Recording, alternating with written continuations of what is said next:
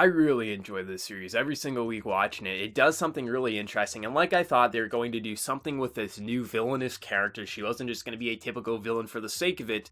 And they did something with this episode to really make her seem not just like, I'm being evil for the sake of evil. Learning that she literally was pretty much saved by Kay back in the past. But Kay was a bit different back then. He was a bit more villainous himself, literally teaching her to blackmail her father. Her father was abusive. He would smack her, hit her, and just kind of make her hate life. So Kay gives her blackmail evidence to say, hey, listen, take this new name, essentially become not your father's daughter kind of a thing. Become your mother's daughter and become your own person. And if he tries anything, you have info on him that the Bureau would literally destroy him for because he leaked information. So it's really interesting to see how he saved her, but in such kind of a villainous way, and the Kay of today would never do that. So it's completely different. It's like looking at two different people, almost like a twins, you know, one's who's on a righteous path and one on kind of like an anti-hero path. But ultimately, that's who she became. She became a completely different person because of this old Kay, and the way she looks at the new Kay and how he handles things, this is a complete disgrace.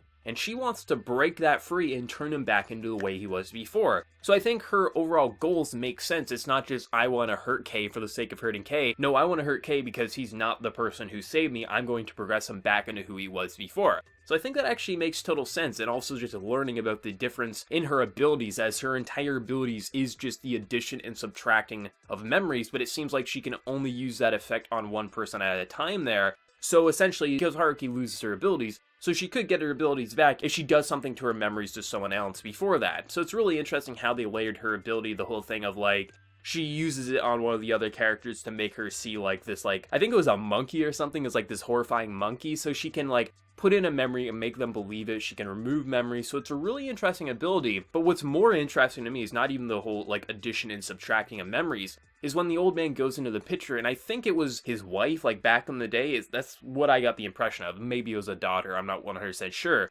But she touched the old man and could see his future, so obviously that's how that worked, because she says, can I see your future? So it's not like he had an extra ability, it's that the dead relative, or whatever it may be, the wife or the daughter, whatever it could be, has the ability to look into the future, which then warns him, hey, send these photos to Kay, because if not, you're kind of screwed. So it's really interesting how there's so many things going on in every single episode, but they layer it to do this grand story. Because a lot of anime would just focus on the villain character, or just focus on the old man. But instead, they're doing this like multi-arc in one arc, because this is all just about, you know, 1 episode to 3 episode arcs, but it's building onto this grand thing with the overall story of figuring out what's going on and the whole MacGuffin stone. However, the way they're layering multiple character stories into one grand one, and you think maybe the old man's just going to be kind of a disposable thing. He lost his ability, so Kay's going to get it back from him, but instead that's actually going to be a major importance in next week's episode, which is the final part in this arc. So it's really interesting how they're blending all these different characters into one story. A lot would just focus on maybe 1 or 2, but instead, this series is not afraid to throw a lot of information, a lot of characters to build into something great. And I've been seeing a lot more positivity surrounding the series. The people who have stuck with this series are starting to say,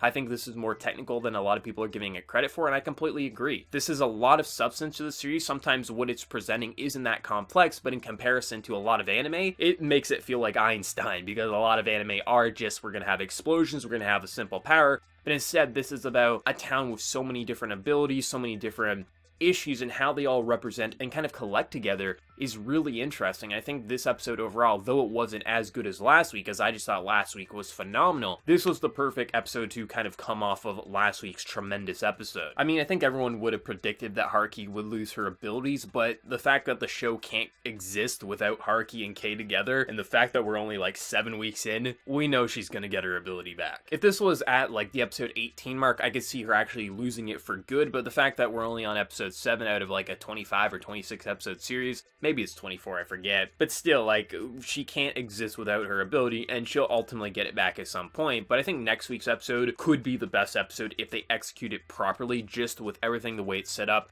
Kay trapped inside the picture, Haruki's looking like she might get screwed over there. There's a lot that they can do with it, but I'm really interested in what the old man's going to bring in next week's episode, because it was set up so perfectly within this episode. But I'm just really impressed with the overall art quality. Like, when the series first started, it wasn't that jaw-dropping. I thought it worked for the series, but it was lackluster, and to see the way it looks now, it's just a lot more sharp and crisp. The animation movements can be basic, but I think it just really matches the tone of the series well, and I'm dying to watch next week's episode. But let me know your thoughts down in the comment section below. What was your favorite moment in the episode, and how are you enjoying the series so far? Before you leave, smack that like button to show your support. If you're new to the channel, be sure to subscribe. So until next time, everyone, please take care and have a good one.